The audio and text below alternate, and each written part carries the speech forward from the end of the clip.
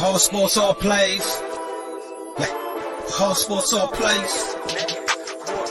All sports, all plays. 365, we making a plays. You talking the game, get you to the days. We're high in the court, the dime in the lane. Variety, topics, living the same. All presentation, sports information. Hitting the airways, taking the nation. All sport, all plays, like working your faces. Grace at the field, so tie the laces.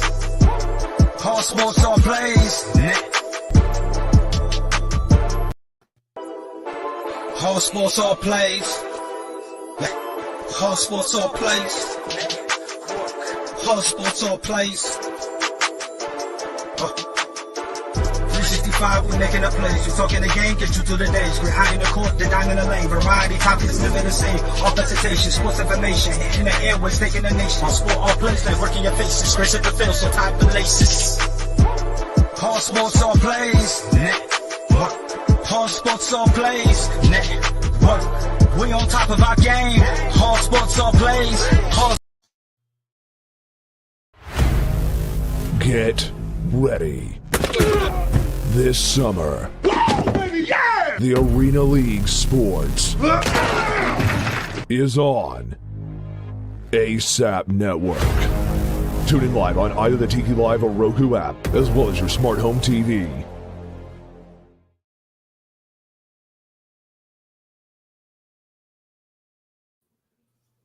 All right, everybody. Welcome to the ASAP Afternoon Blitz. I'm Chris Gonzalez, joined by Greg. How you doing, Greg? It's been a little while since we've been able to get on together with stuff going on with me and you being busy. So Yeah. nice to finally get to talk again.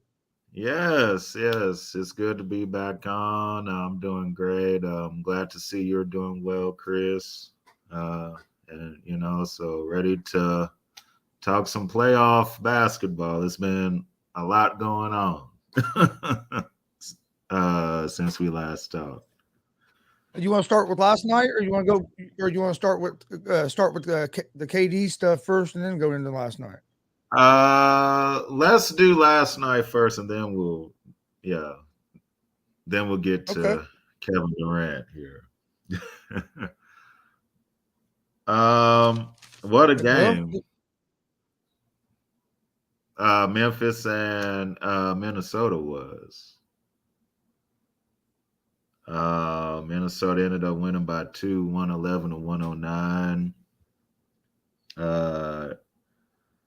It's crazy to me how the T-Wolves have these big leads in this series. They blew the 26-point lead in game 3. In this game, they were up by 12, 15. And then they blow this one. So now it's kind of making me think, as far as Memphis, if they can get past the T-Wolves and get to that next round against Golden State, it makes me wonder because, all right, you got down by 26, came back and won. Got down by 15 in this game, came back and won. A lot of people will say, well, that shows that, they're never out of a game. And that's one way to look at it. The other way to look at it is if you get down by 26 or 15 to Golden State, you're going to lose that game. They're not going to let you come back. So,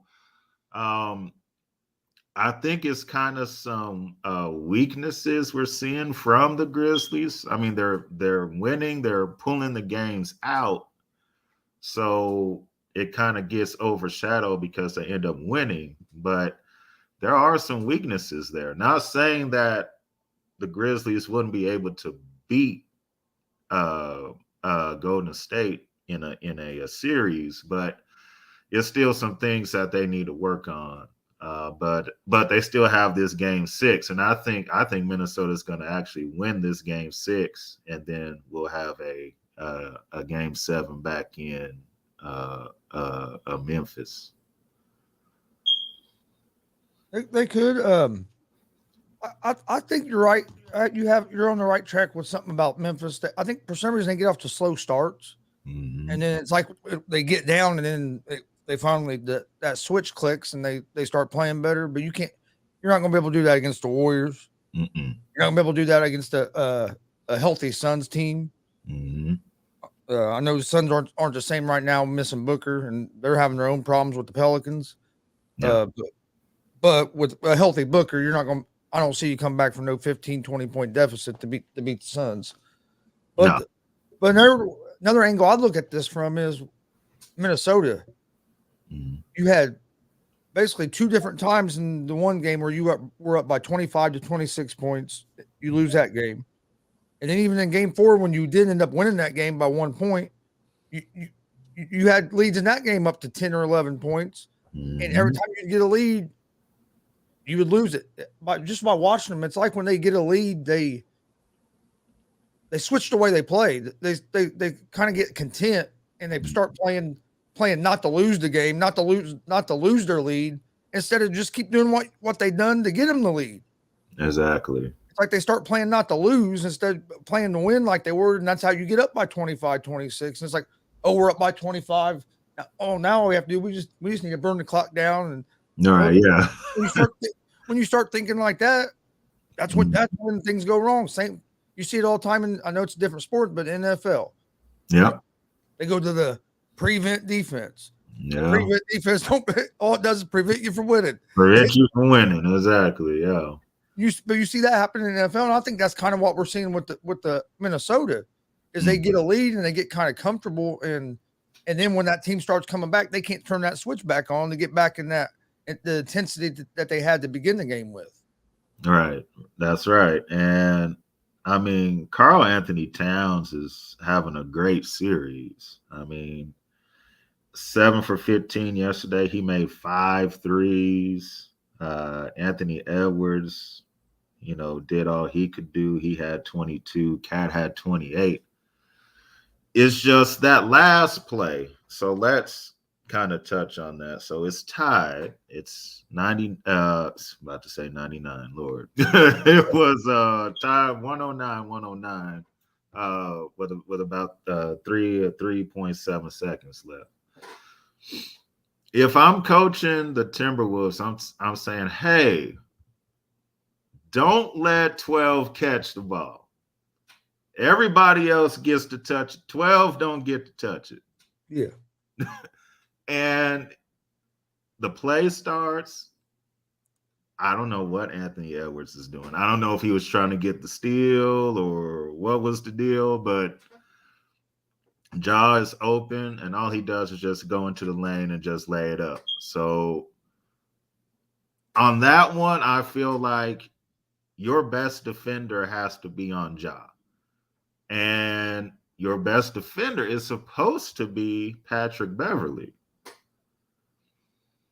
Now, I don't know now if it was a case where Pat Bev was like, hey, I don't want to be on him, let somebody else be on him, then now I got to question Pat Bev, because you're out here running your mouth for 4 quarters, and now it's crunch time and you want to guard somebody else. So if that's how that conversation went, then I'll have, that says more about him than it does, coaching. But I would have had my best defender on Ja in that moment so that wouldn't have happened. But again, credit the Grizzlies for coming back, for not giving up. And but I still think Minnesota's going to win this game 6, and we will have a game 7. And with Minnesota, Towns, you're right. He has had a good series. He disappointed me one game when he only took like 8 shots the whole game or something like that. I'm like, that can't happen. I believe that was the first one, wasn't it? I think that was game 1 when he did. Either game 1 or game 2, something like that. And like in the fourth quarter, he took like no shots. And it's like, man, you're too good of that can't happen. You're too good of a player that you have to be aggressive, or that team's not going to go anywhere. Exactly. The way Edwards is playing, if Towns is aggressive and plays to his ability, that makes Minnesota tough to stop on the offensive side of the ball. Mm-hmm. And Ja had his bad game as well. His bad game was game 4. Yeah. So each one has had their bad game in this series. But Ja was clutch, though, when it was time.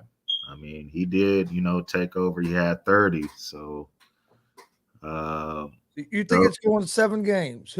I do. Who do you have? Who do you have winning the series? You have the Grizzlies moving on, or do you think Minnesota's going to take it? I think Memphis will win the series. It's taking longer than what people thought it would. So it's going to take, 6 or 7. Golden State, if they handle their business tonight, they'll have a couple of days extra rest. So it's important for Golden State to finish their business here with Denver to get those extra days rest for Curry and Thompson. So, but yeah, I think we'll still get our Grizzlies Warriors matchup in the second round. Okay, then last night we also had the Hawks at the Heat. Mm-hmm. Heat closed out that series with a 97-94 win. The Heat's defense was just too much for the Atlanta Hawks. Excuse me. Trae Young couldn't get going. Mm-hmm. I mean, they were all over him defensively, and I think they would have had the same problem even if they would have even if the Hawks were to get by the Heat when they would have played Boston or somebody like that. The Hawks was going to have the same problem. A team that can get physical with the Hawks and get them guys a little bit off their spots, which to me is basically what the Celtics done to the Nets as well. They were able to get physical with them guys and didn't let them get comfortable, didn't let them get to their spots and get comfortable where they wanted to be. And that Miami Heat's great at that. I mean, they're one of the best defenses in the league, if not the best. I'll put them right up there with Boston. Oh yeah, on defensively anyway. Yeah, but, I just think. I mean, Trae Young's great. He's a smaller guy. He needs help there in Atlanta. If Atlanta wants to make that team a contender, they need another star to go along with Young. Somebody that can take a little bit of the pressure, more of the pressure off of him. They really don't have that other consistent guy that can. I mean, Capella can give you some nice minutes. I mean, they that Bogdanovich can give you some nice minutes when he's healthy, but they don't have that one. They don't have that other star that can really help Young try to carry that team. Yeah.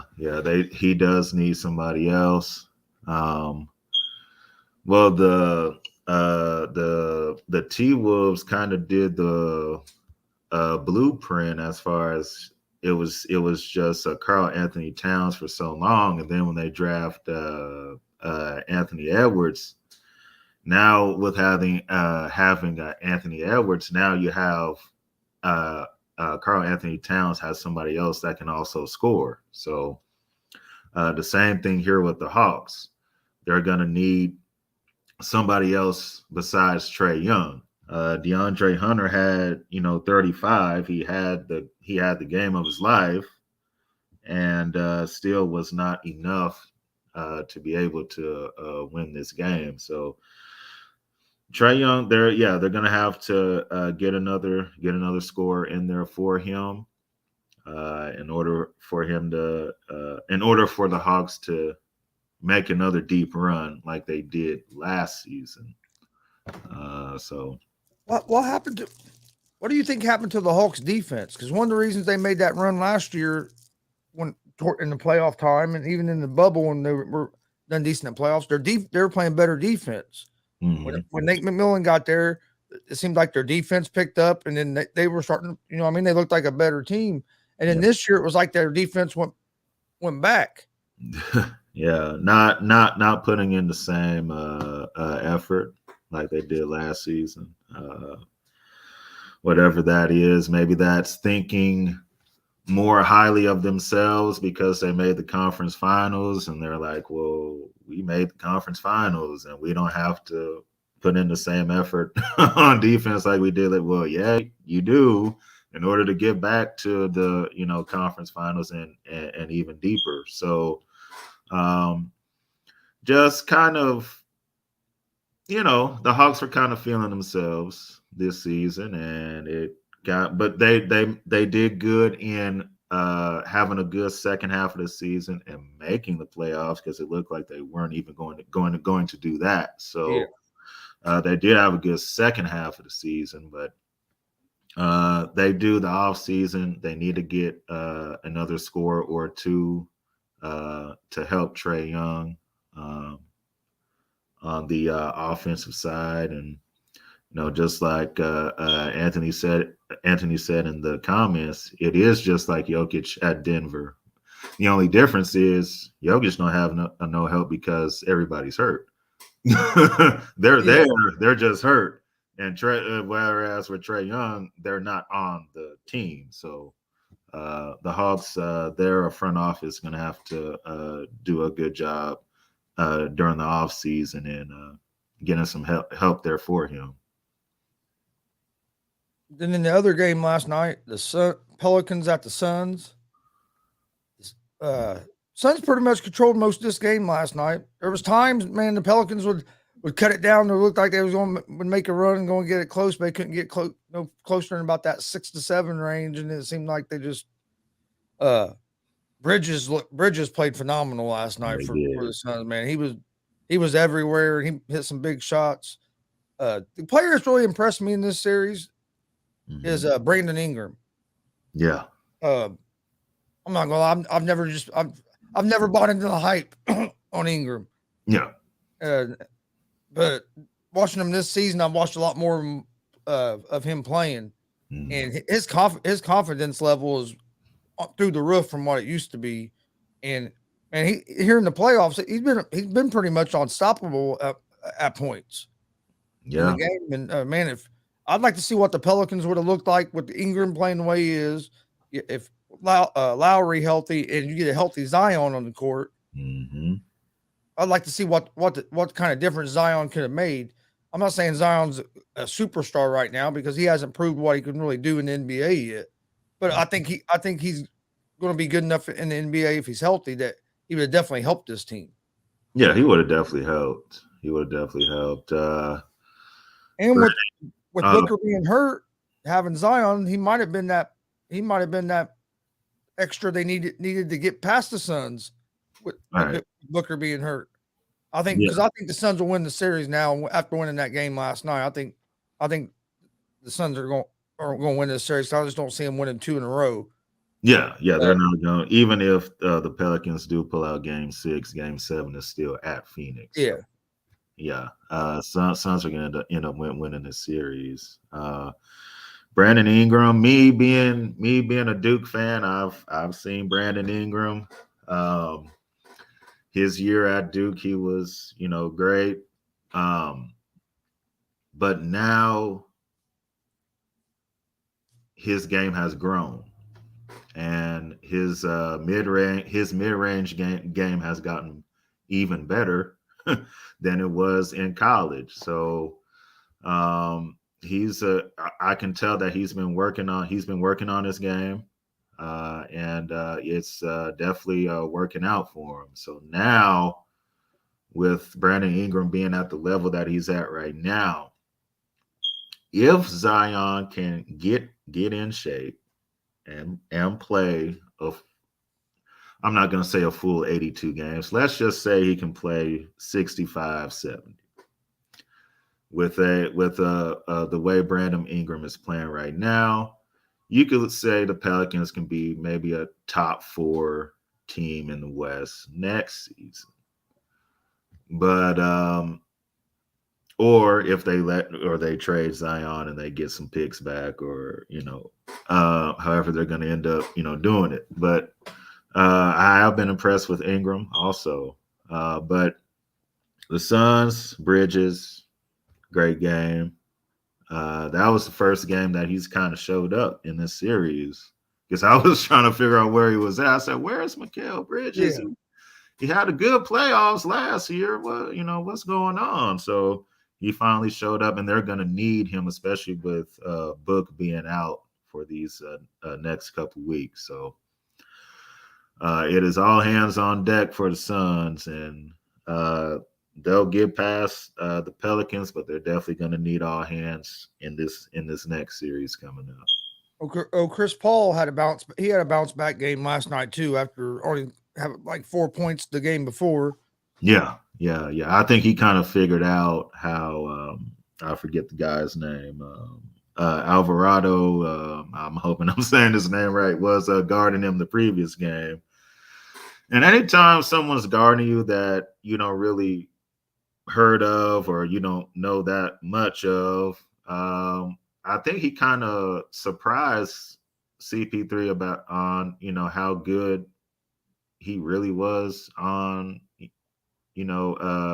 defense. So once Chris Paul kind of got used to how Alvarado plays on D and everything, I think he kind of figured it out.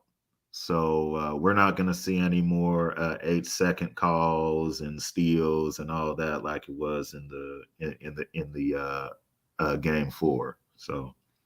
And CJ McCollum, I said Lowry earlier. I meant McCollum. I don't know Yeah, why I said McCollum. Lowry. Yeah. McCollum, he was a big pickup for the Pelicans. When they made that trade, it surprised me because with Zion being out and stuff, I'm like, well, they're making a trade like they're just one piece away or something.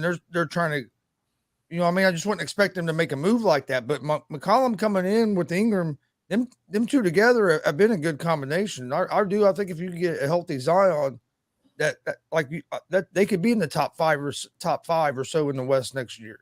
Oh yeah, definitely. Yeah, with those three, yes, they can. Before we move on, Anthony Price has a question. Who do you think winning comeback player of the year next year if they play a full season? Zion or Ben Simmons? Well, Ben Simmons in like a witness protection group, so I don't even know if he's gonna play. I don't know if he'll ever play again. I don't know if he wants to. I mean, he keeps saying there's something wrong with him mentally.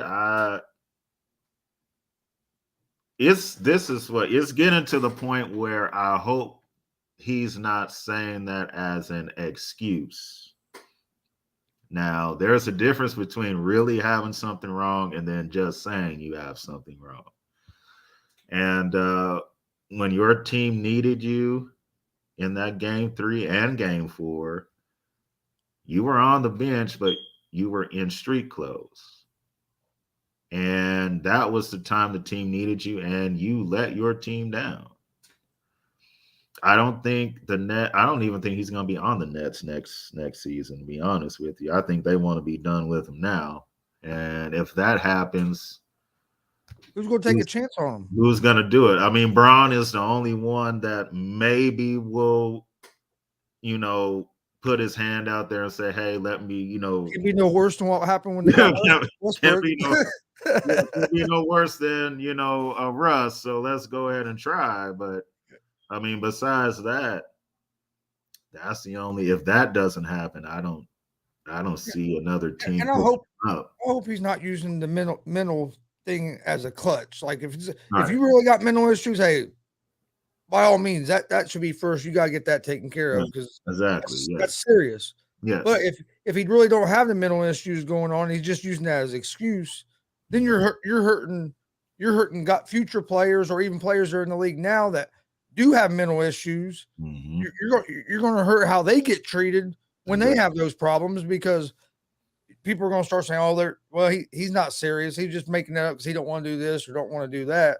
Exactly. And so all it takes is one or two bad apples to run it to make it tougher on everybody else. Make it tough for everybody else. That's right. So I mean, hopefully that's not it. But if when they said he wasn't going to play game 3, I knew if they lost game 3, he wasn't going to play game 4. No, he wasn't going to. I knew that before they announced it. But the thing is, don't come out and announce, I'm not going to play game 4. My back started hurt. My back started acting up again.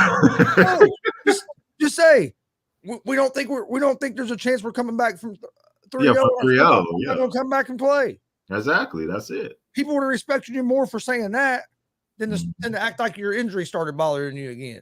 Right. Exactly. And if you're good enough to play on game 4 on Monday, supposedly was going to, if they would have won that game. They would have won. Mm-hmm. Why didn't you play Why didn't you play Saturday in game 3 where your team really needed you? Because that's the most important game. Because how many teams have come back from a 3-0 deficit? 0. You know what I mean? So that was the game. If you were really trying to help your team, that would have been the game you came back to help your team. Not wait to see if they can win that game. And okay, you guys won a game, so I'll come in now. Mm-mm. It's like, man. No, it's crazy. It's crazy. And if his back was hurting, There's certain treatments you can do. He could have took a cortisone shot. It's a whole lot of things. So I get two or three shots a month in my hip for my back. So I know what you mean. I know what they mean with back pain, but yeah, I don't make millions of dollars to play a basketball game either. I mean, right, yeah. I take a shot, get out there, and do what I had to do. Right, exactly. That's the thing. He wants it. He's filed a grievance for $20 million that he didn't get paid. They want paid the same amount of money, but he don't want to play. You don't want to play, exactly. And I kind of feel the same way about Kyrie Irving. He wants to make the same amount of money. He wants to be a top paid guy, max contract, $50 million a year and stuff. But he ain't played over 60 games in like 7 of his 12 seasons.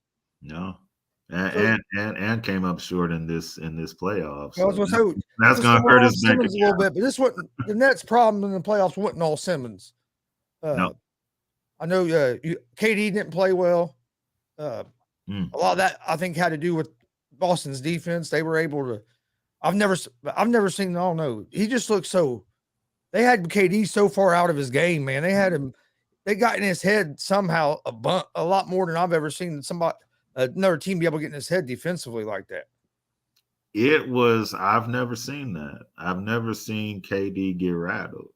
It was very weird. And all, just being honest, but what we witnessed from KD in this series was the second greatest superstar choke job in NBA playoff history. Only second to what LeBron did in 2011 in the finals. So if it wasn't for that, it would be number one. But it's number two. That was his first. That was with the Heat, right? Yeah, that was with the Heat. Yeah, they're up 2-1 on Dallas, and then he disappeared from games 4, 5, and 6. So, and Durant disappeared for all this series except for the last game. I was gonna say he disappeared basically games 1, 2, and 3. 1, 2, and 3. So it was crazy just watching it. And is his legacy tainted off this? Yeah, sure it is. If Bron's legacy is tainted off Dallas, I've always said the reason why Bron isn't the GOAT is because of the 6 finals losses, and he disappeared against Dallas in the finals. Those are the 2 reasons why. And if I'm going to say that for Bron, I'm going to say, KD, this is a stain on your record now. And that stain stays on there forever. It doesn't go off. Now, if he comes back next year or the year after and wins a chip, it may take a little of that stain off, but it's always going to be there. Just like Bron, what happened with Dallas, he's won 4 championships since then, but that stain is still there. Yep, so, that series still gets brought up. Yes. So see, I agree with you on KD. The only thing I don't agree with, you get a lot of these people are talking, KD's garbage. Hey, dude, he had a bad playoff series. Yeah, it was bad. He's not the first player to have first great player to have a bad playoff series. He's not going to be the last player to have a great playoff series. I still think Durant's one of the best basketball players walking the planet. He is. Did he have a bad series? Yes. Is it a lot? Did he look mentally weak that series? I agree, he did. He did. Yeah. But I'm not just going to say, this dude's garbage, and not taking into account, what I mean, the stuff I've seen before. All right. Yeah. But it does put a mark on his legacy. Yes. But and the thing I think is the biggest problem with KD is he's not a leader. Mm. And to me, that's the Brooklyn Nets' biggest problem. They don't have a leader on that team. They don't. From the coach, KD's not a leader. Kyrie's not a leader. Yep. And they definitely didn't go out and hire a head coach that has proven that he was a leader. I mean, yeah, he might have been a leader when he played in the league, but he hasn't showed what he could do as a coach. So to me, when you put that many egos together, trying to build a super team, you have to have a coach that can demand that respect from them guys. Exactly. So then to hold them accountable. Yeah. And They don't. KD and them don't respect Nash. Hell, Irving's came out multiple times and said we don't need a coach. Yeah, he did. You said it. And Steve Nash needs to be gone.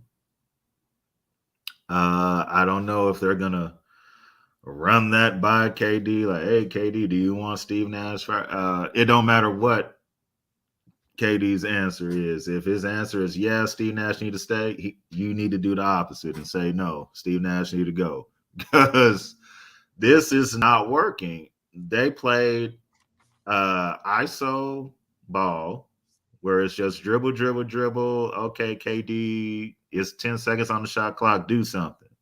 Or it's, Kyrie, all right, it's 10 seconds on the shot clock, do something. That's not an offense. You're not going to win championships playing that kind of offense. And they need a coach in there that's going to actually run plays, that's going to get the team to play better defense, because Steve Nash can do neither of those two things. And maybe Steve Nash does need to lose this job to be a better coach in the future. And he can learn from this. But as of right now, they need to go with someone else, because this is not going to work for them. Yeah, I agree. With the Nets, but do you think somewhere in Durant's mind, it might be in the very, very, very back of that mind, but somewhere he has to be regretting leaving the Warriors to go to Brooklyn and team up with Kyrie? Oh yeah, even if you don't regret choosing the Nets, mm-hmm. there has to be a part of him that regrets teaming up and putting his future kind of relying on Irving to be there as well. Yeah, and it was more of his own feelings. He wanted the same shine as Steph and Clay and Draymond, and he was getting shine, but not as much as those are the homegrown guys. So of course they're gonna be the favorites, and everything. And I just think KD got in his own feelings about it, and wanted to be as loved as they were. But of course, when you're not the homegrown guy, that's not going to happen like that. Especially with like a guy like Steph and Clay that were integral parts of that team turning around that franchise. So they're, as long as they're there, they're going to be fan favorites, whether they're the best player on the team or not. Right, exactly. So he went to the Nets to get the to get the fanfare and the love, and that's what it was. What's up, Mike? Mike? Hey, I heard somebody talking about the Warriors. Yeah. I just had to stop by, see what's up. They should be able to take care of business tonight. And oh man, get some extra rest. Were you guys watching the morning show today? No, I had some doctor's appointments. I didn't get to watch it this morning. Hey, Chris, I'm happy you're feeling better, my brother. And Greg, and I know you feeling good. I saw how fly my boy Greg was looking the other night in his little suit. Y'all gotta check out the pic on the gram, on the Facebook. Check it all out. It's looking real nice. But on the show this morning, Chris remembers. Greg, I don't know if you were on that episode. Back in August, one of my favorite players. We got Steven Adams, Klay Thompson, and John Morant, and Luka, and Jimmy Butler. Those my guys. Mm-hmm. A lot of people were talking that noise about Klay. I said, I'll double down. If my boy comes back healthy, I'll buy his jersey. So, I gotta do my thing. My Bulls play today, but I gotta represent, because Greg, if I'm not mistaken, who's been one of the guys leading the charge so far against the Nuggets? It's been Klay. Oh, that's crazy. That's crazy. Pride, where you at, bro? Where's Pride? Where's Pride? Where's Pride on this fine morning? No, everybody thought I was crazy when I said I think Golden State is going to make the NBA Finals, and I will stick by that. It's going to be the hardest road for sure. Well, people got on Thompson when he first came back. They go on Thompson. He's not the same. He's not the same. Yeah, you had to give him a chance to get back in playing condition for one. Right. But just getting back used to playing that kind of defense like he used to play Right. and shooting the ball. We went on the court for almost 2 years. Have you heard their nickname for Jordan Poole, Draymond Green, Steph Curry, and Klay Thompson? Oh, it's crazy. They took all their last names. They said it's PTSD. Oh, it is so hard. I like it. Anthony, I am a Bulls fan, my friend, but we were talking all this crap on the morning show today about Klay Thompson. So I thought I'd be out there and I thought I'd represent my guy, because until Klay Thompson decides to retire, Jordan Poole's gonna have to wait his turn. And that's all respect to Jordan. I love Jordan. He's a real hooper. But that's Klay's position until Klay says otherwise. Yeah, definitely. But Jordan could end up being candidate for like 6th player of the year if he stays on that team and they're healthy. All guys are healthy next year. 100%. Oh man, because the way he's improved his game has been just phenomenal. I think it's also, not to get off topic, Chris, it's your show, but I've seen a lot of conversations of, because Jordan's so young, you could trade Wiggins and Klay and get something like an Anthony Davis or something like that. And I hear those conversations, and I definitely think it's interesting because everyone knows Klay's dad played for the Los Angeles Lakers, so it would be kind of cool to see Klay be a Laker, but it wouldn't be cool for me. It wouldn't be cool for me. I ain't trying to go team up with Freddie. We good over here. We good over here. I'm chilling with that. But I definitely agree on like Jordan Poole to me is more of the face of this franchise going forth than Steph Curry is, because he's only 23, 24. I mean, this kid's the future, and that's what it really looks like. I think this kid's got more promise than Eric Pascal or any of those guys they've had in recent years. I'm really excited about it. Yeah, and people trashed the Warriors when they drafted Poole. Yeah, saying it was the worst draft pick ever. Excuse me. All kinds of stuff. Well, they definitely had the worst draft pick ever, but that was James Wiseman. That was 100% James Wiseman. They could have got LaMelo Ball. They could have got Anthony Edwards. They could have got Patrick Williams. Nah, they said we're gonna get James Wiseman. He played 4 games in college. Yep, that was it. Oh man! If I'm the Warriors, I wouldn't trade Thompson and Poole to get Anthony Davis. Oh no, heck no. They were saying I don't trust Davis. So right, they were saying Wiggins and Klay. They're gonna keep Jordan Poole, and I was like, if Wiggins and Klay, right, as long as you have Curry and Poole, I could get behind it. But what I would rather do personally is you trade Wiggins and Wiseman, keep Klay, and then you get that, because Wiseman or Wiggins' contract would match up with AD's if I'm not mistaken, because I think Wiggins still gets paid a lot. So it's like I would rather do that. I just don't know if the Lakers would want to do that. Yeah, and then we all know Anthony Davis always gets injured. Right. So is it even worth it? They really have to. Yeah, is it worth it? Now, as long as he don't come to Chicago, I don't give a shit. You don't want him. You think the Warriors close it out tonight? Oh, 100%. My biggest thing is I think Jokic understands that the experiment's kind of running dry. Michael Porter Jr.'s never, not to say he won't have a good season, but he's never going to be what people want him to be, because I think those back issues, I'm 22, fellas. I'm about to be 22. I have the same groin injury I've had for the last 3-4 years, and it ain't going away no matter what amount of treatment it does. And that affected my career. That's why I'm Coach Mike now. We had to sacrifice the playing time, but it really does come down to it. You have to understand what role you're in. And I think Michael's in a tough situation to where a back injury compared to a groin injury, that's a whole different ball game. I think a back injury is one of the worst injuries you can have. And it's just so repetitive that I don't think we're going to be able to see this Nuggets team hold on to this core. So I think Jokic, to me, fellas, no bias, but I think the Bulls and the Mavericks are the 2 places that if I was Jokic, I would want to go be.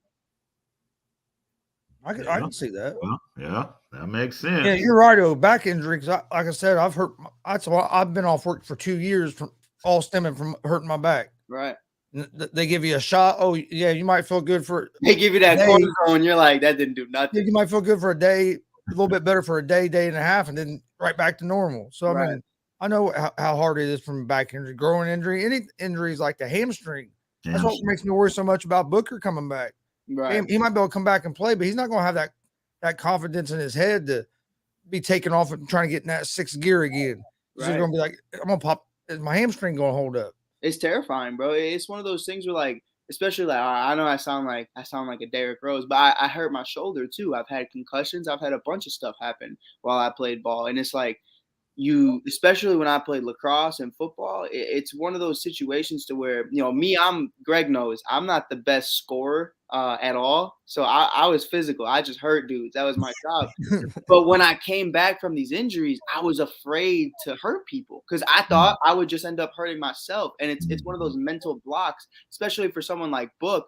How are you supposed to jump, 7-10 feet in the air? How are you supposed to be comfortable on landing in these positions when at the drop of a hat, like you could just feel that gust of wind go down your leg, and it's like, oh shit, there goes my hamstring, and it's terrifying, bro. It's definitely a mental block. I think we saw that with Clay very early on too. Even KD, when KD came back, it was kind of like that. They weren't bad, but they weren't themselves. They were being very easy. They were just coming into it, and that stuff's terrifying, bro. I can't knock anybody for it. Yeah, it's hard to come back from those type of injuries, hamstring, back, growing. It's always in the back of your mind. Right. Oh, if I take this one wrong step, I'm gonna be injured again. So why do you think Derrick Rose hasn't attempted a dunk since 2016? I'm sure he still can. But he doesn't, because he understands what's probably going to happen if he does. And, some guys can adjust to that and play a great game outside of it. Guys like Derek, guys like John Wall, they get better. Well, not John Wall. He don't do much playing anymore. But he's there. But it's definitely one of those things where you either have to adjust your game or you got to go. And it's one of those things, especially with Michael Porter Jr., it's like, dude, you're not really doing much to begin with. Like, not to say he's not good, but his injuries are like during workouts or at home, and it's like, dude, I don't know what to tell you. Yeah, because I think Michael Porter Jr. I thought he had the ability to be a big star in the NBA if he could. The injuries have derailed it. I wanted the Bulls to get Michael Porter Jr. I didn't want Wendell Carter Jr. You got the wrong junior, dude. I was pissed, but now I understand it better to where, like as a fan, I was like, what, 18 years old? I was like, I want Michael. I don't give a shit. But looking right now, like, I'd be pissed if Michael Porter Jr. was on the Bulls right now. He's got that big old contract. I mean, we probably wouldn't have gave him that, but it's definitely frustrating. I'm sure it's frustrating for him.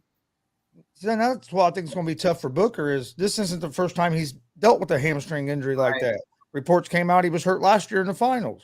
Oh, 100%. 100%. Hamstring and hit it. He was hurt earlier this season, I think, too, wasn't he? It was right before he got COVID. He hurt his hamstring, didn't he? He was back to back with it. Mm-hmm. So, I mean, and the more times that happens, that just makes that mental block even worse.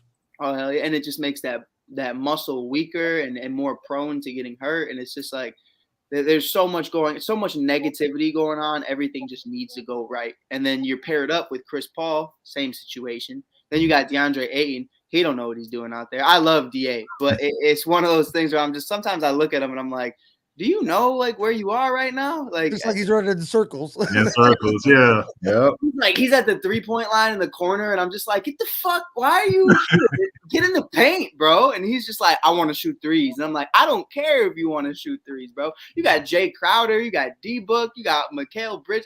What are you doing? But he wants to be a splash brother so bad. But we got room for DA too over here.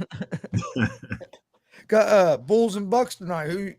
How do you think that's going to go tonight? I know you're a big Bulls fan. It's tough, bro. Alex Caruso's out with a concussion. Then you have Zach LaVine's out as well. He's in COVID protocols, which is really unfortunate. Got the news today. Zach will be having a end of the season knee surgery. It was more serious than everybody thought. And you guys weren't on the show this morning, but my big thing before it even came out, which was perfect timing because I look like a genius. It was remember last year James Harden was on the court during the Milwaukee series, but he wasn't catching, he wasn't shooting, he wasn't doing anything. He was just being a decoy. And everybody's been on Zach LaVine. Oh, he's bad. He's horrible in the playoffs. I don't think that's it at all. I think he's just been a decoy so DeMar doesn't get doubled. And tonight we're going to see a very bad game by the Chicago Bulls because, even without Chris Middleton there, former Chicago Bull got mad love for him. Bobby Portis is going to do his thing. Giannis is obviously going to do his. True Holiday is one of my favorite guards in the league, without question. Does a lot more than people think, and these guys are just going to be able to run up the board because it's just Vooch and DeMar, and it's really unfortunate. Jay McLovin said it's a horrible team, and they're not going to be anything. And Jay, I despise you. But it's our first year. It's our first year back in a long time. 80% of this roster is 20 to 25 years old. I'm fully confident in it. I don't know what it's going to look like, and not to turn it into the offseason, but I don't know what's going to happen with Zach, especially with a knee surgery after he already tore that ACL. I don't want to give him the max. I really don't. I love him. It's just an unfortunate timing of it. And I think, 46 wins in your first year back, you were first in the East the first half. Everything they endured to lose to the defending champs. Chris, I ain't even sweating it, to be honest. I'm pretty happy about it. It's just unfortunate it was the first round. I'm not a Bulls fan. I'm a Pacer fan. We've been terrible, but the Bulls, I think are in good shape. I think they're going to be a good team next year. Yeah, 100%. To me, what derailed them the most this year, and everybody wants to talk, they didn't play good against the good teams. They had a bad record. Yeah, but look how many times they had their actual starting five. Oh, dude. On the court at the same time. All right, hear me out, Chris. So there's 15 games. The Bills went 0-15 against teams with top 5 teams, right? Greg, you want to give me a number on how many of those games do you think the starting 5 were in? Probably just 2 of them. Most likely, because 8 of them was when they all had COVID. So it's like you were playing the Windy City G League Bulls. Which, if you want to count that, that's perfectly fine. The other ones, there was no Zach. The other ones, there were no Lonzo, Patrick Williams. DeMar got hurt for a little bit. Caruso was out 8 weeks. I'm not here to justify any of it. Billy Donovan definitely has some explaining to do when it comes to that record. But you can't just look at it and say they're dog shit. Like, you have to look at it and understand. And I hate being that guy, Greg, because no excuses with me. I don't care. Even if AD's out, I give Freddie a hard time. But the reality of the situation is you have to be real about your scenario. And I've even been real about it with the Lakers fans and with a bunch of other fans. Kyrie's not there. You know what I mean? AD, Westbrook's not fully there. A lot of things need to go right. And they just didn't for Chicago. Even so, you were still first in the East at the half. You were still 46 and 30 something. It's a pretty solid year, regardless of that stat. That's what I'm saying. If they were healthy, if they were healthy, they might have been a top 3. They might have got that top 3-4 seed, and then the playoffs might have looked totally different. I think they would have been 5. I think they would have been 4 or 5 because they were cruising there, especially early in the season, like you said, before the All-Star break and stuff, and then injuries and COVID, and just kept piling up. Right, 100%. A lot of people, I've seen more people upset with the Bulls than I have seen them about the Nets, and that to me just doesn't make sense. Or the Knicks. Everyone just forgot about the Knicks, and I'm like, you're on the Bulls for losing the first round. The Knicks didn't even make the playoffs, and they just had one of the best seasons in the last 2 decades last year. It's like, dude, what are we even talking about? No, the Bulls had a great season. Billy Donovan is a good coach, so 100%. They're in good hands there. If Zach doesn't come back, they'll kind of figure out, I got a plan for that. Where they want to go. You got a plan? All right. Yeah, but I mean, the core is there. Everything is there. If they stay healthy next year, yeah, I can definitely see the Bulls being a top 4 team in the East next year for sure. Oh yeah, y'all want to hear my? We could skip it if you want, Chris, but y'all want to hear my fix for the Bulls next year? Yeah, let's hear it. Here's just me. It's just me talking to the wall. I just be sitting looking at night before I go to bed. I work early. I work at 3 a.m., 4 a.m. So it's 9 p.m. right before night. I say, listen, if the Warriors want a big, we got a big for you. I'll give you, let's say, Ayo Dosunmu. I'll give you Nikola Vucevic and a couple firsts. And you can give me Klay Thompson straight up. I'll take Klay. And with that money I have now freed up with Vooch and Zach LaVine, I'm going to take DeAndre Ayton. We're going to have Klay Thompson, Lonzo Ball, Patrick Williams. You're going to have DeMar DeRozan. And then I'm going to add up with DeAndre Ayton. You still got Alex Caruso, Kobe White. I'm doing my thing. And I don't know if the financials work that way, but we could sit down and we can have a conversation on how to make it work. And I think, if you bring in Klay, not even Klay, just a good number 2. It doesn't have to be someone expensive like Klay, but if you could trade Vooch and get a good number 2 guard, it's consistent, because I don't trust Kobe White yet like that. I don't think he's going to be a bench player. I think he's going to be a very good bench player. He could be one of them guys that could turn into a good six man. Definitely. But he's too streaky for me to be in that starting lineup. So I think you got to make sure you get a good number 2 out of that Vooch trade. I'll trade picks for it too. And then the big one, replacing Zach LaVine's money that he would get with DeAndre Ayton. The Suns don't want to pay DeAndre Ayton. I'm fine with paying DeAndre. I think, DeAndre's 23 years old. I'll take it. I'll take it. So I think getting DeAndre Ayton to me is the big one. And then whatever you can get as a 2 guard for Zach LaVine, not Zach LaVine, for Vooch, whatever that may be, Dylan Brooks, Klay Thompson, I don't care what it is, really. As long as it's something, I'm cool with it. Yeah. And if I was KD, I would get away from Kyrie and hell yeah, he's trapped though. Go to the Bulls. Go to the Bulls, KD. I said that too, and a lot of people didn't like it. A lot of people didn't like when I said I'll take KD on the Bulls, 110%. I don't care. I could give a shit what anybody thinks about KD. I will take Kevin Durant on the Bulls, no question. So I'm really excited. My bad. Someone just came on my porch. I have no idea who that is. But whatever. Forget him. But yeah, it's just one of those things, man. What would you give up for KD? Because obviously Brooklyn would want a lot. And it's one of those things where I'll give you Patrick Williams. I'll give you Ayo Dosunmu.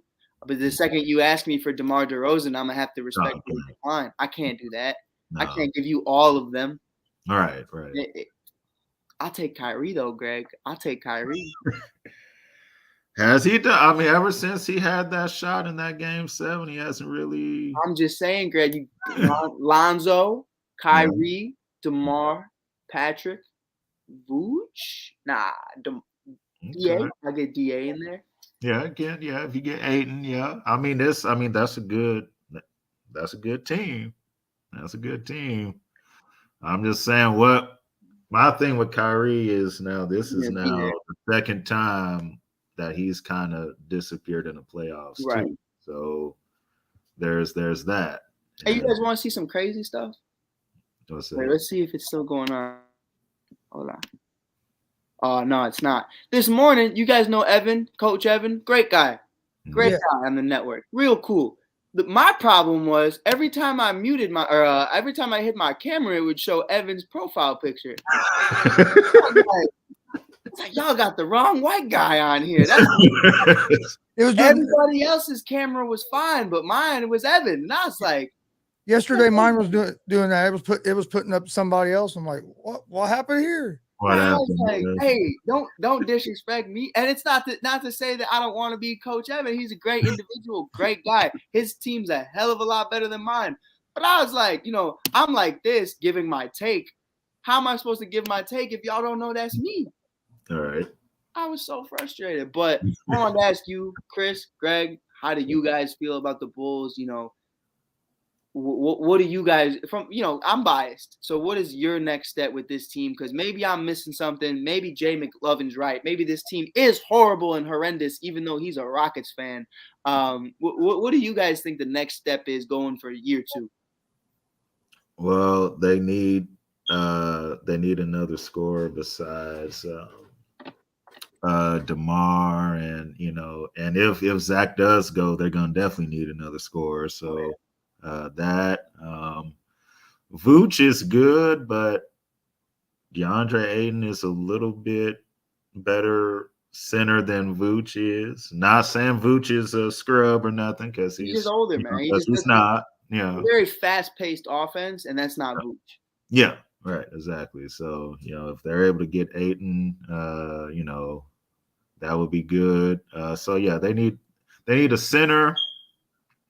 I know you don't want Anthony Davis might, but if that's the only option, if that's the only option, if that's the only option, I'll do another rebuild. That's fine. do another rebuild. Okay. I'll tell you what. If you are from Chicago, you were born and raised in Chicago, Illinois, and you wear a Green Bay Packers jersey, I cannot trust you. And Anthony Davis is a diehard Packers fan. I cannot trust him. He's not to be trusted. I didn't know that. He's a weird individual. That's very strange to me. I cannot back that up. That was where the detachment was with me. I was like, oh, that's disrespect. That's no, and it's a Rodgers jersey at that. I said, no, get out of town, bro. I can't. We'll move on to the baseball topic that Dustin had. That I was real interested in. Who do you guys think is most to blame for the Brooklyn Nets collapse? For baseball? No, baseball. I said before we get to the baseball, but for tonight, okay. For the Nets. Honestly, I mean, who do you put the most blame on in that situation for their collapse in the first round like that? Yeah, you want to go, Greg? Yeah, sure. I'll go. I'll start. KD has to carry most of it. He's the one that wanted Steve Nash to be there. And the same way we blame Bron for bringing in Russ, we have to give the same blame to KD for wanting Steve Nash to be there. So KD gets blamed. He gets about 70%. Then if you want to put the other, 20 on, Kyrie, and then you want to give Steve Nash 10 because he doesn't know how to run no type of offense, then, you can go ahead and do that too. But when it was time for KD to step up in these games, he did not. The only great game he had was the game 4. And by then it was, too much too late. Yeah. So it's blame. You can blame all three. Right. They all share in it. However, percent you want to do. But this is a stain on KD's legacy now, and it's there. Come back, KD. Come back. It's there. You can go back to Golden State. I'm sure he's thinking about it. I'm sure he is. Or he's thinking about Boston. He's coming to Boston. But I don't know about that one. I think for me, though, I take a little bit of a different route with it. And I know Pride's waiting for me to say it. I'll leave Ben Simmons out of it. Because regardless, I think if Ben came, it's just that's a hand you've been dealt. It doesn't matter. The first person I blame is that front office. I think we need to stop coming into this era of you can just put any big 3 together. I think the reason Miami works so well is because D Wade understood Bron's number 1 and I'm going to be number 2. Now, the first year they struggled. They lost to Dirk, I believe, in the first year, if I'm not mistaken. And it was one of those situations to where Bron wasn't willing to be the number 1. D Wade was trying to shift it to him being the number 1, and neither of them were really coexisting like that. And Bosh is in this situation where every other night he's a 2 or he's a 3. Some nights he's a 1. Going into those next couple of years, they really just dissected themselves as a group. Bring in Ray Allen, get all these other individuals there. Bron, you are 1, Wade is 2, Bosh is 3, and everybody else follows.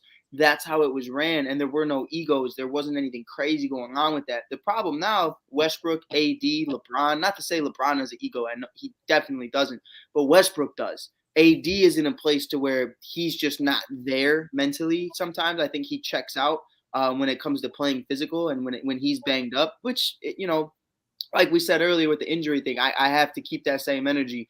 It's legitimate. And if he really is, in a situation like Michael Porter Jr., I can't disrespect him for that. You can't help that. But it comes down to it where that affects it. That's why that big 3 didn't work, because the rest of them are on veteran minimums. You look at Brooklyn, you put 3 of the biggest head cases, the biggest headaches, and Kyrie Irving, James Harden, and Kevin Durant in the same organization. Oh, man, they're fighting with each other. How do we fix this? No one's accountable for anything. I got it. I'm going to trade James Harden for another head case, except this head case doesn't even want to fucking play. This one is perfectly fine, but his back hurts from sitting down the last 6 months, which doesn't make sense to me. I bet it'd feel a lot better if you stretched or you got out of your fucking $25,000 gaming chair every morning. That's perfectly fine. but you literally just construct these rosters. I love Seth Curry, Patty Mills, Paul Millsap, Blake Griffin. I even love Andre Drummond. All those guys are great. Clark, all of them. They do great things. But the big three, there's no leader, there's no accountability, and I put that on the front office. You can blame Kyrie, you can blame KD, but the only reason that those guys have rings is because they were with leaders. You were with Steph, you were with Clay, you were with LeBron and K Love and all these other guys, and that's the reason they won in the first place. But you put them together now, and it's like, well, what the hell are we doing? So, yeah, I blame the front office because you don't construct a roster of all egos and all head cases and this, and that. You just don't. And then when you right that wrong, you right it by trading for Ben Simmons, who was the biggest. He literally wanted to leave Philly just because they asked him to play better. My bad. Hey, if my boss tells me tomorrow, hey, Mike, I'm going to need you to be better, I'm going to just tell him I quit. You're disrespecting me. You're disrespecting me. Be better? Why would I want to be better? Why would I want to win? It doesn't make sense to me. So I blame the front office, and then I blame James Harden. Because as much shit as I just talked, I feel like if he would have stayed and Kyrie would have got cleared to play, away and home, I think they would have found a way. I agree. I agree. I blame the front office and then the head coach. Because the front office, because the construction of the team, you had no leader on the team. Right. And then if you're going to bring egos in like that, you have to have a coach that demands respect. You have to have one of the big time coaches that them players are going to respect. And bringing in Nash, a guy that's never coached before, and I don't have nothing against Nash. He was a great player, but he never coached before. He's not going to be able to tell them guys to hold them guys accountable because they don't respect them because they're going to say, "What have you ever done?" Right. Like I told Pride's a big time Boston fan. Everyone knows that. But I said, for me, the year Nash was hired, Doc Rivers was fired. And to me, I wanted Doc Rivers to be the coach of the Brooklyn Nets because we saw what he did with Paul Pierce, Rajon Rondo, Kendrick Perkins, a bunch of crazy MFers who just had all these egos, and even Ray Allen and a bunch of guys. And they were able to manage that big three, and Doc did a very good job with that. And I felt like out of anybody, it would have been Doc. But to go to Steve Nash route, just I don't like to make things about race, but it blew my mind that he got a head coaching job just because his name is Steve Nash. And I did not. If it was a rebuilding team, it is what it is. If the Houston Rockets tomorrow decided they were going to hire Steve Nash or JJ Redick or something like that, that's fine. When you had Kevin Durant and Kyrie Irving coming and you told me the best option you thought was Steve Nash instead of Doc Rivers, you're crazy, bro. Or Monty Williams, you're crazy. Yeah. Yeah, that's true on that. I was surprised too when Steve Nash got that job. I was hoping they'd get somebody like Mark Jackson or somebody like that. Right. Yeah. I still don't understand why Mark Jackson don't have a job somewhere. Yeah. He's supposed to be interviewed by the Kings, so we'll see how that. And that's why he did with the Warriors. Because That's why he done with the Warriors. How does he do it, Mark? Don't do it. Okay, well, hopefully he doesn't get it then. So it doesn't. Yeah, that's a setup. They're setting him up. Yeah. Well, we have one more topic for today. This is baseball. Dustin asked a question yesterday. He put it in the group chat. Should an owner be forced to sell a team if they're not trying to win, if they're basically trying to tank? Right. And I know what he's meaning by that. You get a lot of these owners in baseball that won't spend money. Right. My favorite team, the Cincinnati Reds. They're doing that right now. We blew the team up last year basically to save money, and now we're the worst team in baseball so far. I'm so sorry, Chris. I love that team too. I love that team with Bauer and Castellanos. It was a fun team. Yeah, and they just blew it all up. Winker, I was like, I can understand. I figured Suarez was going to be gone. Right. But you don't get rid of Suarez, Winker, Castellanos, then all your pitching. It's like, what are we doing? But you do see a lot of teams do that. Should the owners be held accountable to have to try to put a winning product on the field? I think it's one of those things. For me, I keep it short. If you're tanking, as a Cubs fan, I can't say nothing about that. So I'm perfectly fine with tanking for a few years. Now, the Oakland Athletics, who spent $0 in the offseason, didn't even replace the guys that they traded. The guys they got back in return are in the minors. So what are we bringing up? You didn't send a single dollar. Not if it was, oh, you spent $500,000. All right, whatever. You spent $0. That's awful. Oh, well, no one comes to the games. Yeah, no shit. You traded everybody. Yeah. Like, and they didn't do any. It's not like the Cubs that traded Rizzo, Bryant, Baez, World Series champions. You traded two guys who were the faces of your franchise the last 5-10 years, and they didn't do anything. They went to the wild card and beat the White Sox one time and then got shit on by everybody else. It's a horrible look. Moneyball I was 5 years old when Moneyball happened. It's over, bro. It didn't even work then. It kind of worked. You got to the playoffs, but you didn't do anything. To me, it's like teams like that you need to sell, bro. If you're not willing to do anything to help make your product work, there's no salary cap in baseball. I understand you got to sell seats. I understand you got to sell jerseys and stuff. Ain't nobody going to buy a jersey of a guy who's not going to be on the team next year. And nobody's going to a game if there's no reason to go to the game. So that's on you from a scouting department. I think how long have the Athletics been asked? Like, since I was born? Forever? And you're telling me you get a first-round draft pick every single year very early on, and your scouting department can't draft a lick of shit? They draft Olsen and Chapman, and aside from that, there's not much going on. Your player development's terrible. Right. If you're getting that many first-round picks, and your developmental system can't produce no players. They should have the best farm system in baseball, and it's not even top 10. It's what are we talking about? Like, that's on you. We are handing you the first pick overall year in and year out, or at least a top 5 pick, and you do nothing with it. So to me, I don't feel bad at all, dude. Like, you should be forced to sell your team at some point. Yeah, speaking as a Royals fan, we've gone through our years of sucking and having number 1 picks that didn't work and everything. And when the Royals owner David Glass finally realized that, hey, I need to start spending some money in order to have winning teams, that's when the Royals went to back-to-back World Series, and they ended up winning one. You have to spend. You have to have a good farm system. Oakland has neither. The money ball stuff, it worked back then. You made the playoffs. You always lost to the Yankees in the playoffs, but you made it. And the Oakland A's franchise died when the Royals beat them in that wild card game. Yeah. That was the end from that point on. And it's just been horrible for them since that night. So, do owners need to be, have their team, taken from them? So, yeah, I think it's something. If you're taking on purpose, definitely.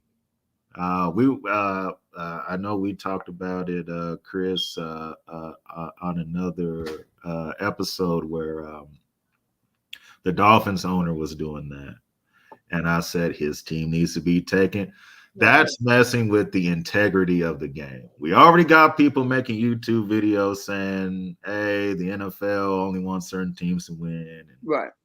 I've seen videos of how Patrick Mahomes tanked on purpose so the Chiefs will make the Super Bowl and all this other nonsense that's going on. So it's already out there. Right. So don't give people a reason to start, would you believe in this? Would you even say that they're tanking though? Because when I think of tanking, I think, all right, here's the idea. 1 to 5 years, we're going to be awful. Then we're going to get all our draft picks. We're going to start spending money and we're going to bring in free agents. Then we're going to be great. The Athletics aren't even tanking because to tank, there's the idea of at one point we're going to be good. Mm-hmm. The Athletics are just asked to be asked because they don't want to spend money. Like right. There's no higher picture of, listen, we're going to spend $0 this offseason because of X, Y, and Z. They spent $0 just because. Yeah, to tank, they're supposed to be basically like the Phil or the Sixers. Right. Trust the process. Right. There is no process. It's just you don't want to. If you don't want to, sell. What about, since there's no salary cap in baseball, what if you put in like a minimum that a team, like a league minimum that teams had to spend. Yeah, I think that's definitely where it has to come from, because it's like At least they have to put some kind of money back in their roster. Right. You Like can't the Reds, if they'd have traded them players away and brought in some other players to replace them, it wouldn't have really bothered me. But we didn't bring nobody. Didn't bring nobody in. Right. And it's like you have to look at it and be like, dude, why are we doing what we're doing? And the Athletics and even the Reds are in a little bit better of a position because they have draft picks. And they have great farm system on the works. I'm excited about that. I am too. Yeah, and it's even the Cubs. The Cubs, they traded everybody, but they got stuff back. And then they bring in Marcus Stroman, and they bring in Seiya Suzuki, and they bring in a bunch of guys. Seiya Suzuki's looking like a rookie of the year. Marcus Stroman looks like shit, but you spent the money on it, and that's all that matters. And it's like for you to makes the fans feel like you're trying to do something to get better. Right. Instead of a rebuild, it's a retool. And it's like the Athletics is not even a rebuild, dude. It's just, how can you rebuild from something that didn't work the first 5 times? Like I complained some about the Reds trades, but the other reason they're so bad this year has been injuries, because the players they do have, Moustakas has been out, India's been out. I mean, we got hurt pitchers. So that's had something to do with it as well. Right. Hey, the Reds are 3-13 or something. I sit here, I watch every game. Right. I don't hardly miss a game. I sit here and watch. I got the package where I can get every game, no matter what market they're playing in. And hell yeah. So I mean, I love watching the Cincinnati Reds. Hopefully, be down at a game here real soon. But it's like, there's things we could do to be better. But like you said, our minor league system's looking good, and we do have good. I mean, we have Amir Garrett. I think he's going, not Amir Garrett, Hunter Green. I said the wrong name. Hunter Green. Hunter Green's nice. Hunter Green's nice. I think he's going to end up being real good for us. If I finally brought him up this year. You know how I feel about Amir Garrett, though. We don't talk about him. Yeah, no, I wouldn't try to say Amir Garrett. I don't miss him that much. With Amir. Him and Javier Baez are still in the same division now, though. He got Tigers and what is he on? The Tigers. Javi's on the Tigers, and I think Amir is on the Twins. I think it's the Twins. Yeah, I think it's the Twins. I know it's not the White Sox or the Royals, but the team that surprised me early in the season is the Mets. Very, very surprising. Yeah.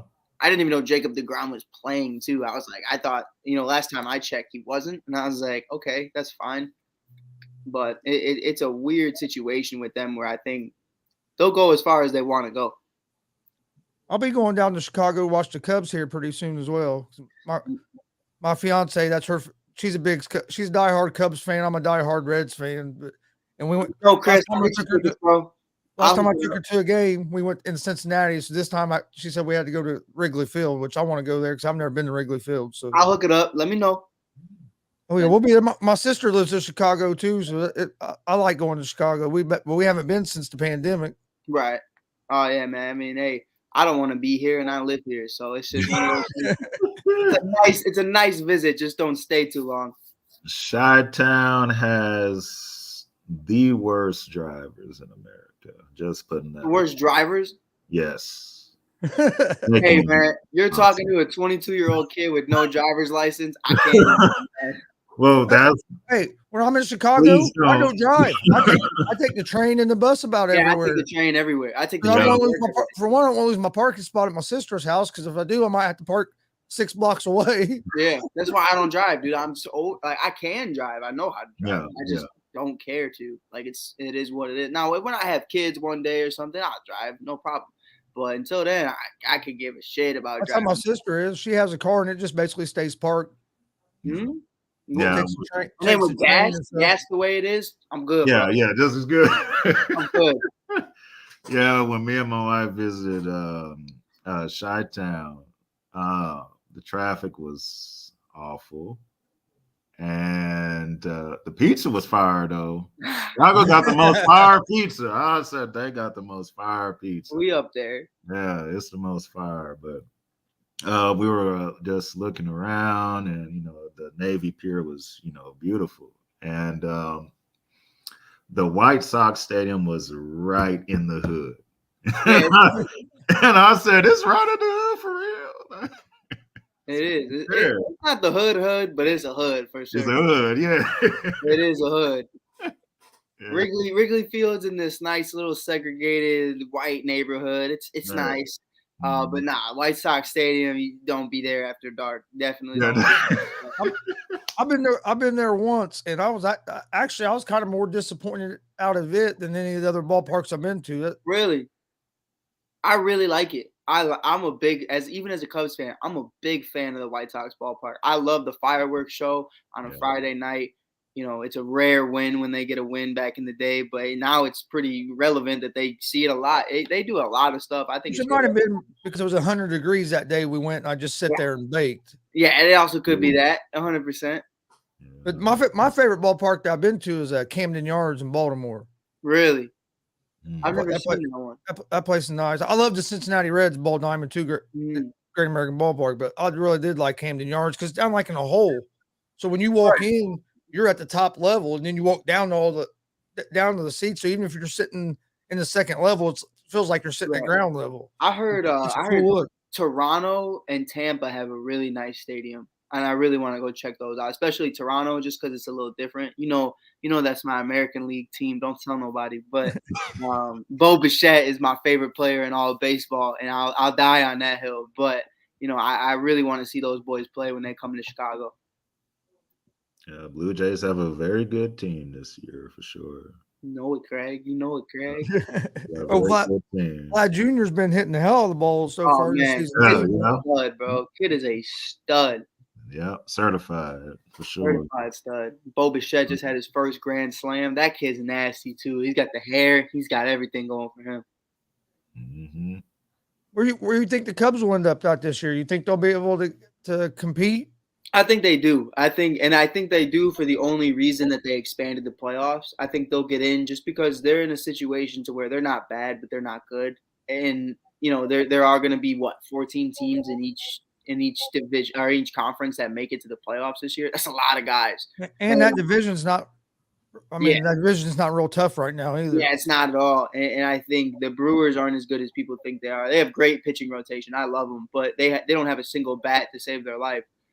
Christian Yelich, Cody Bellinger, and Javier Baez are the most disappointing MVP candidates from 2018 because they just fell off the face of the planet. Cody's slowly coming back, but Yelich is gone. Javi's gone. And I never understood what happened. I get Yelich had the knee thing where he shattered his knee on a foul ball.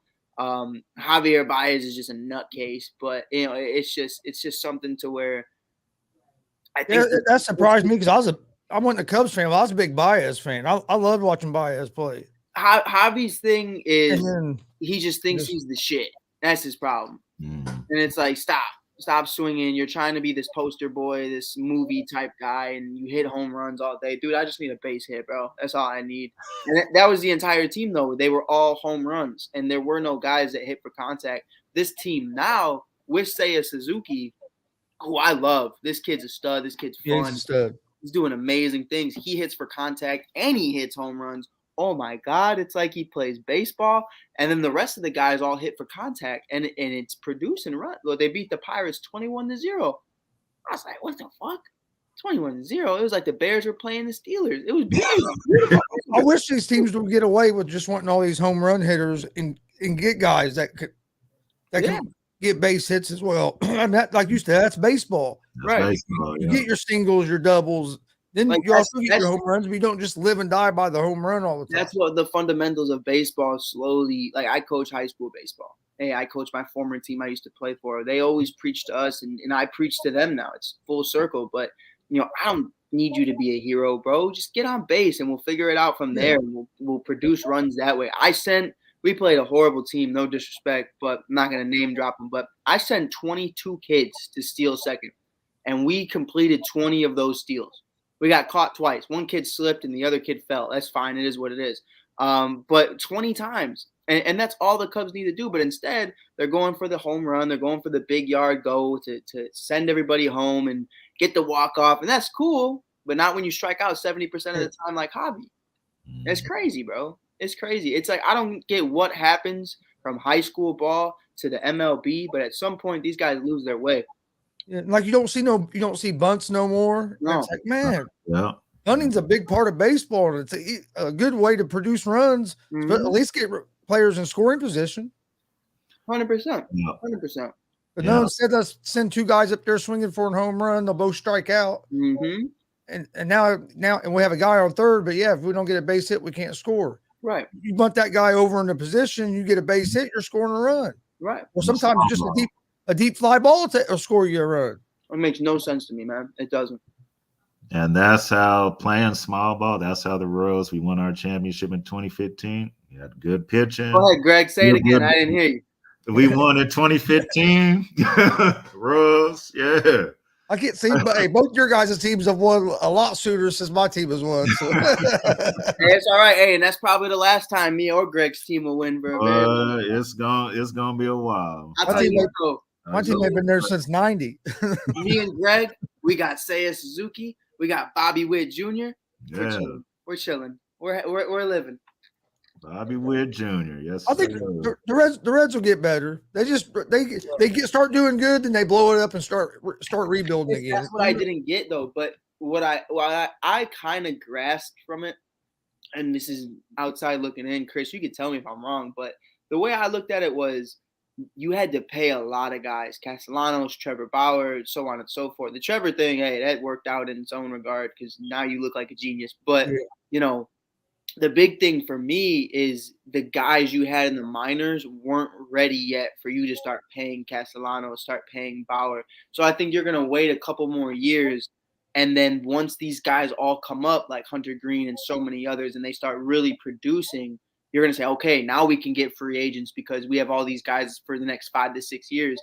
If you paid Castellanos and had to wait 2-3 more years for these guys to come up, that's a wasted 2-3 years of $30 million a year. I wouldn't do it either. Yeah, I understand that. That makes sense too. Because I thought they were going to get rid of Joey Votto just because he's getting older. I'm glad they didn't. I've been a big Votto fan since. I love Joey. He's a great guy for one, but man, he can hit the hell of the ball. You follow him on TikTok, Chris? Not on TikTok. Oh, dude, he's hilarious, dude. He does weird stuff on TikTok, like dances in the dugout, like stuff I didn't even think like he was like that. Yeah, I need to get a TikTok because everybody is. There's a couple people to ask me if I follow different people on TikTok. I don't even have a TikTok. I'll get you a TikTok, Chris. I'll set it up for you. But dude, Joey, man, he does dances. I always thought Joey was like such a serious dude, and he's like doing dances, doing the Dougie, doing crazy stuff. And they had him mic'd up on opening night, and he was hilarious. But it was the whole time he asked the first base, forget who it was, got on first base, and he asked him. He said, "How you think I would look with some gold teeth?" He was talking about they was going to buy some diamond teeth. And all. Yeah. He had the announcers and everybody cracking up the whole night. Hell yeah, that's Joey. I love Joey. Always love Joey. All right, either one. You have anything else? Mm-mm. No, that's it. Looking forward to the draft tomorrow night for sure. Yeah, we'll talk a lot about the draft tomorrow. I'll be good to start it. You be good for 1:00 tomorrow, Greg? Yeah, that's fine. We'll start at 1 tomorrow. I don't have no doctor's appointments or nothing now. Hopefully for a while. I'm tired of seeing them people. Yeah, yes, sir. All right. Well, I want to thank everybody for joining us. We will see you tomorrow at 1 p.m. Eastern, right back here on the ASAP Sports Network with the ASAP Afternoon Blitz. We appreciate everybody joining us. Take it easy. Yes, sir. Talk to y'all later. All sports, all plays. All sports, all plays. All sports, all plays. 365, we're making a place. You talking the game, get you through the days. We're high in the court, the dime in the lane. Variety, topics, living the same. All presentation, sports information. In the airways, taking the nation. All sport, all plays, they work in your faces. Grace at the field, so tie the laces. All sports, all plays. All sports, all plays. All sports, all plays. All sports, all plays. 365, we're making a place. You talking the game, get you through the days. We're high in the court, the dime in the lane. Variety, topics, living the same. All presentation, sports information. In the airways, taking the nation. All sport, all plays, they work in your faces. Grace at the field, so tie the laces. All sports, all plays. Network. All sports, all plays. Network. We on top of our game. All sports, all plays. Get ready. This summer, the Arena League Sports is on ASAP Network. Tune in live on either the Tiki Live or Roku app, as well as your smart home TV.